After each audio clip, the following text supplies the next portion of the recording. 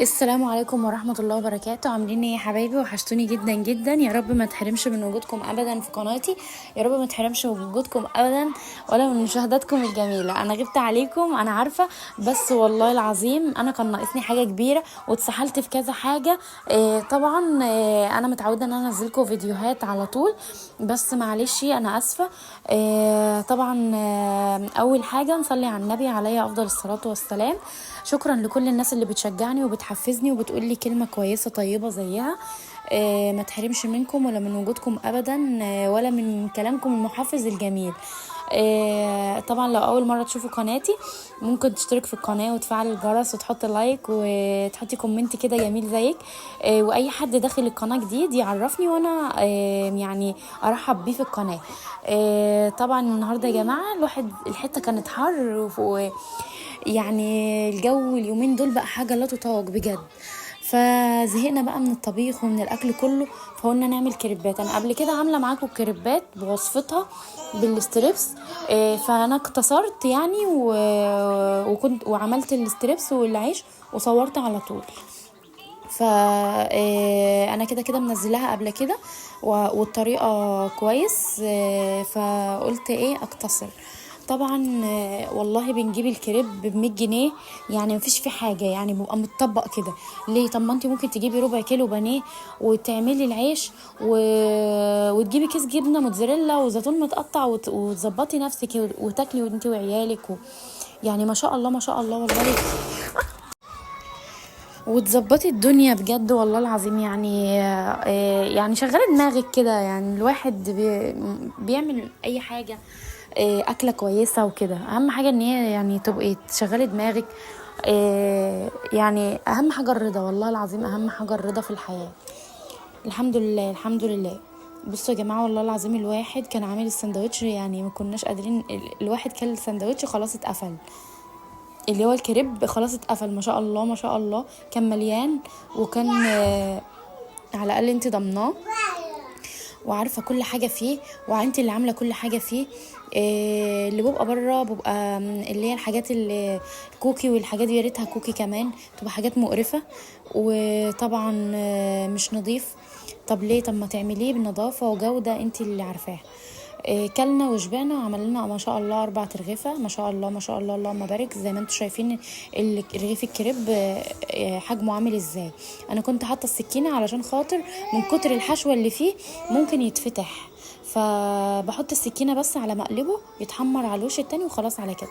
ما شاء الله ما شاء الله كان طعمه زي العسل ومكلفنيش، يعني اللي هو ربع كيلو بانيه وانا اللي عملت العيش والحاجه والكيس الجبنه الموزاريلا وب5 جنيه زيتون.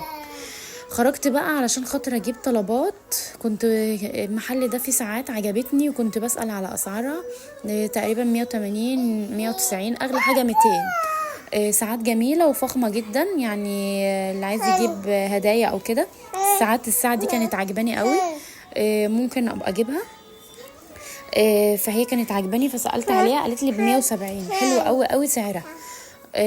كان عنده ساعات حلوة قوي، الساعات اللي شكل الرولكس دي حلوة قوي.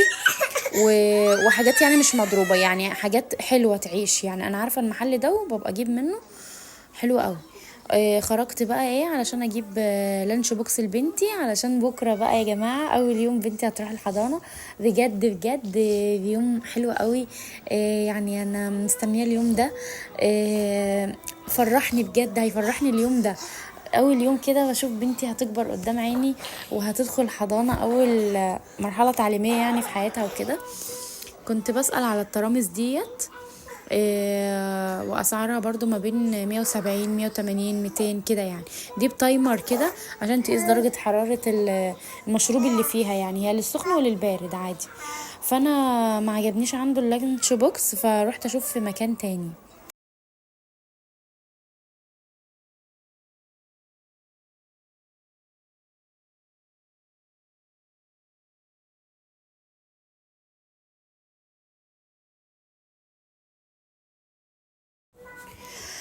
طبعا يا جماعة كان اشكالهم جميله جدا وعجبوني كلهم، والله كنت محتاره.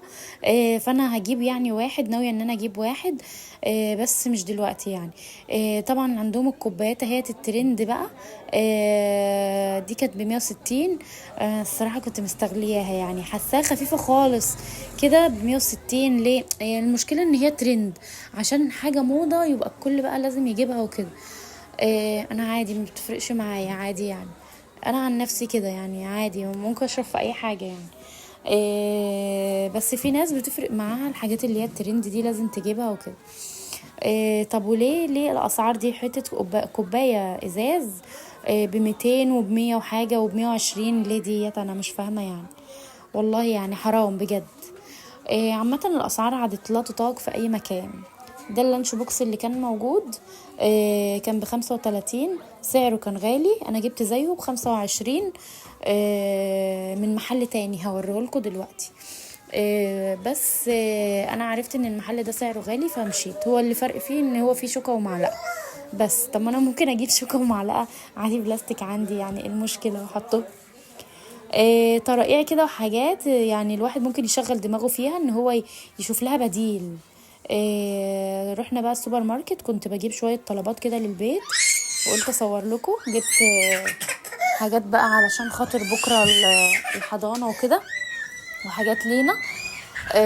كان في شوية صوصات كده عاجبيني الصراحة. مش عارفة يا جماعة والله العظيم، الحاجات بتاعت مصر لها طعم تاني والله.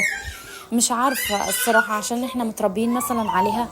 آه انا حاسه ان حاجات مصر لها طعم، بنبقى عشان مشتاقين ليها مثلا.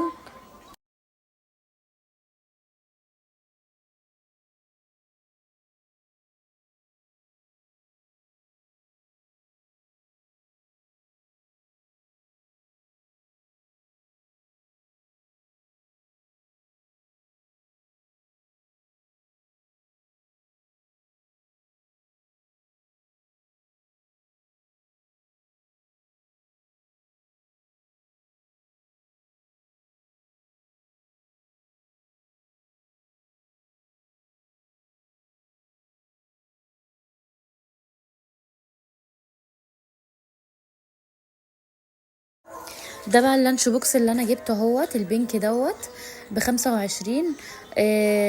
كان نفسي اجيب اللي هو المتقسم عشان اقسم لها اللي هو السندوتشات لوحدها والفاكهه وقطع الفاكهه لوحدها وكده، بس ما لقيتش الصراحه خالص. فجبت ده وخلاص، قلت امشي نفسي بيه.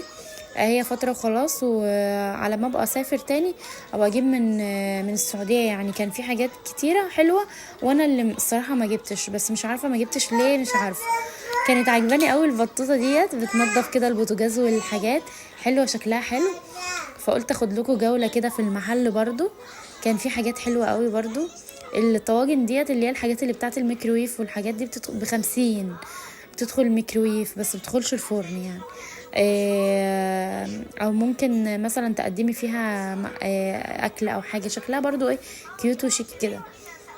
طبعا الحاجات ديت لا اصحابها اللي لازم ان هو ايه يجيبوا الحاجات دي بالظبط.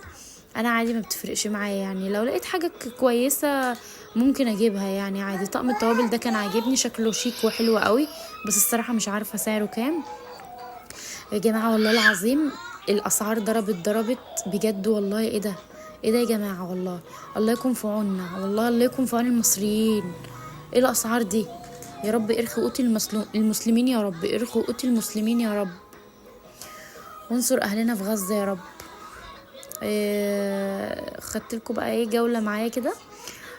طبعا يا جماعه، مش هنسى اقول لكم، لو اول مره تشوفوني حطوا اللايك وحطوا الاشتراك وفعلوا الجرس عشان يوصلكم كل جديد، واشوفكم ان شاء الله بقى ايه على فيديو جديد كده وجوله جديده. لسه هناخد جولات مع بعض، ولسه هعمل حاجات كده في الشقه بتاعتي الجديده، فتابعوا معايا عشان لما نعملها مع بعض تبقوا تشوفوها يعني. يلا مع الف سلامه، واشوفكم في فيديو جديد، وما تنسوش الاشتراك في القناه. مع الف سلامه يا حبايبي.